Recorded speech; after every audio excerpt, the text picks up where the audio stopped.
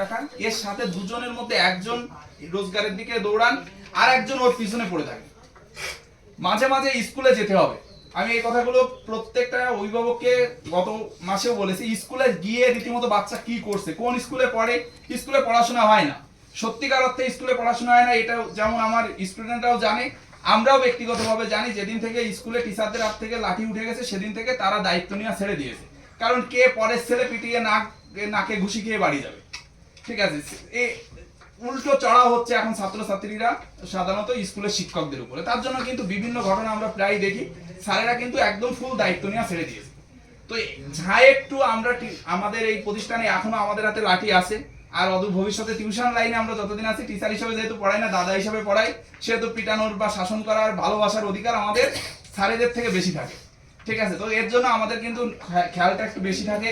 এর জন্য রীতিমতো আমরা এই সবগুলো করি যে না, ওকে উৎসাহ দিয়ে ওর ভিতরকার যে সুপ্ত প্রতিভা সেটাকে যদি আমরা সেই ল্যাটেন্ট ট্যালেন্টটাকে বের করে আনতে পারি, তাহলে ওর যেমন ভবিষ্যৎ সুন্দর হবে, সাথে সাথে আমাদেরও একটা প্রাপ্তি হবে যে মানুষ হিসেবে জন্মগ্রহণ করে মানুষ গড়ার কারিগর হিসেবে দায়িত্ব নিয়ে অন্তত একটা বাঁদরকে শিব করতে পেরেছিলাম বা একটা হনুমানকে শিব বানিয়েছিলাম।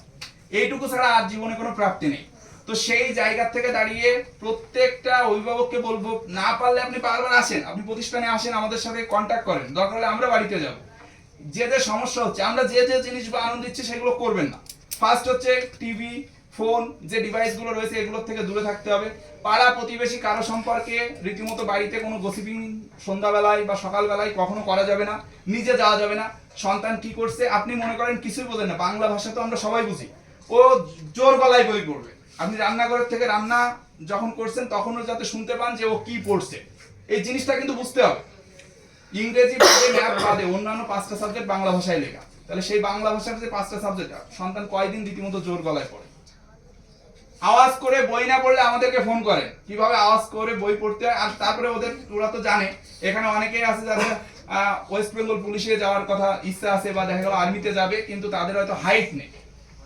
জোর গলায় পড়লে কিন্তু পিটুইটারি গ্রন্থি থেকে হরমোন খরিত হয়, লম্বা হওয়ার সুযোগ রয়েছে।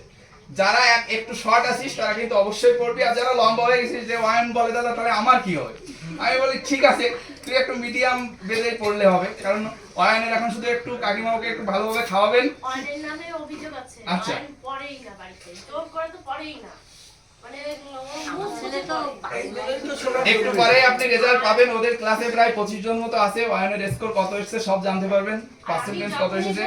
দাদার কাছে বলবো তখনই ও একটু ভয়তে পড়ে। আচ্ছা আচ্ছা, তো আমি দীর্ঘায়িত করবো না, অনেকে অনেক জায়গায় যাবেন। অভিভাবকদের মধ্য থেকে আমরা কিছু বক্তৃতা শুনবো।